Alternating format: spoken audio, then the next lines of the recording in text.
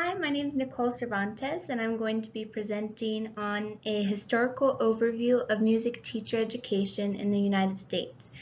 And this is Chapter 3 of the handbook, and it's by Philip M. Hash. And there was tons of amazing information in this chapter, and I really enjoyed reading it, but there is a lot, so I didn't get to include all of it in the presentation. So I would highly recommend reading it if this interests you. In the 18th and 19th centuries, music teachers had very little training in music or pedagogy. Most of their experience came from apprenticeships that they did, which most any career path did apprenticeships, but that's what music teachers, how they learned back in their day. And most of them were singing schoolmasters, church musicians, or private instructors. So a little overview here of music teacher education. In 1830, music teacher education began in the United States. In mid-19th century, pedagogy aspects of teaching were offered. In the 1900s, undergraduate and graduate music education degrees began to be awarded. Conventions. The first one was in September of 1829. And this was the very first example of music teacher education. It was a 2-day convention for singing school masters and choir directors, and it was held annually until 1831. This was led by Henry E. Moore, and it consisted of lectures, group discussions, and choral singing.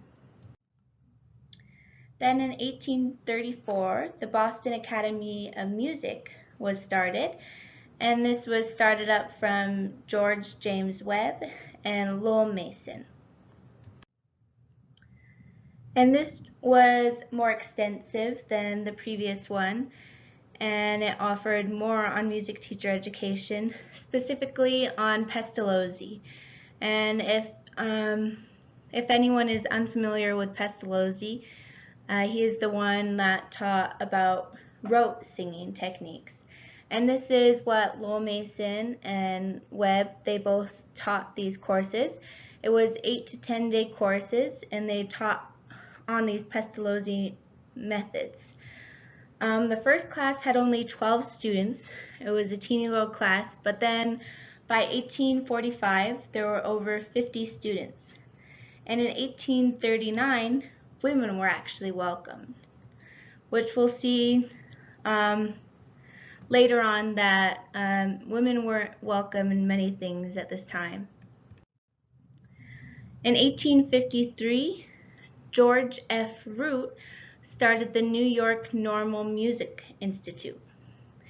And this was in regards to a solution of there wasn't any long-term things to teach music teachers.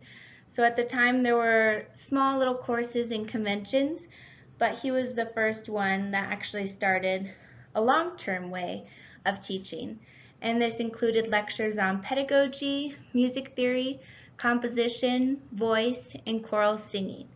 And this was in New York City, and it ran all year round. However, in the summer term, it was known as Teacher's Term, and it was focused on pedagogy for the summer. Summer. So after the Civil War, schools began to require classroom teachers to implement daily music instruction along with a music supervisor. And because of this, textbook companies started creating, out of the need, books for teaching music. And with these textbook companies, they are the ones that actually started these summer schools to release their textbooks and teach the material in these textbooks to teachers. And the first one was Normal Music Course, and it was in 1883. It promoted a new method by John Tufts and Hosea Holt, and this was an alternative to rote before note, aka what Pestalozzi method was teaching. And this was something that the teachers were actually seeking out because they weren't very sure if this Pestalozzi method was working perfectly, and instead it introduced note reading. And this school eventually evolved into the American Institute of Normal Methods, and eventually it offered a diploma for when you completed 3 years worth of those summer courses. Then there was also National Music Course in 1895, and this was offered by Luther Whiting Mason, and attempted to simplify music teaching by eliminating theoretical explanations, hand signs, and tonal ladder. Conservatories of Music. So, conservatories of music developed in the mid-19th century, and it offered private and class instructions and vocal and instrumental music.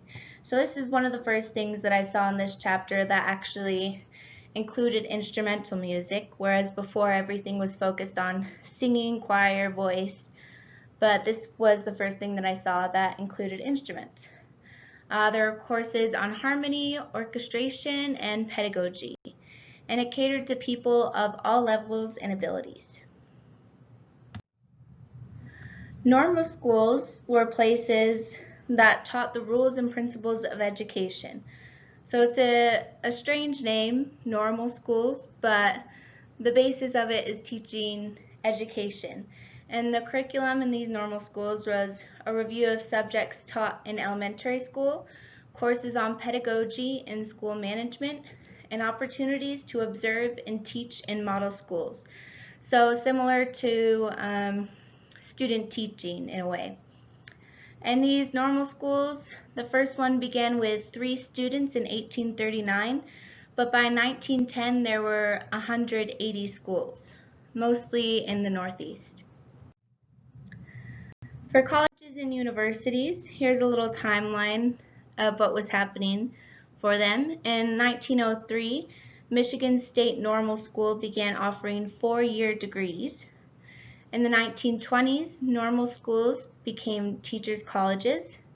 And in the 1940s, they became state universities.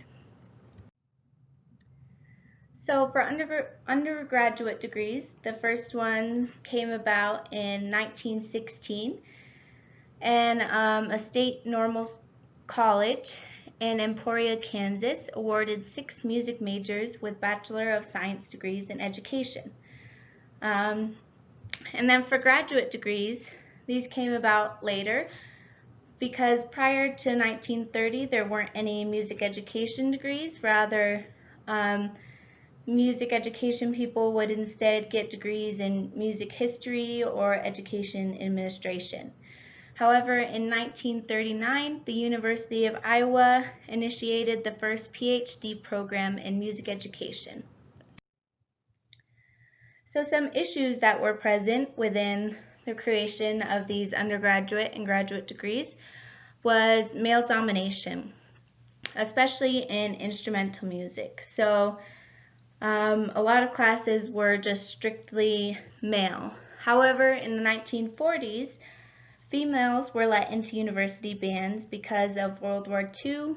Men had to go to the armed forces, and therefore females were allowed in. However, they weren't fully allowed or integrated until 1972, and this is when the federal law required equal opportunity for male and female. And then another issue was multicultural awareness. The Multicultural Awareness Commission, that's supposed to be MAC, it began as a march, and then it eventually became an advisory committee, and it called for inclusion of world, popular, and folk music in pre-service preparation. So some of my thoughts as I was reading through this chapter was that music teacher education is extremely new, especially some of the issues. For instance, women, we are extremely new in the field, and just the whole thing in general, music teacher education is very new, especially in comparison to philosophy or science. And so because of that, I don't think any time in our life we should be fully content with it. We should always be striving for improvement. So What are your guys' thoughts? What do you think of this chapter? Let me know. Thanks.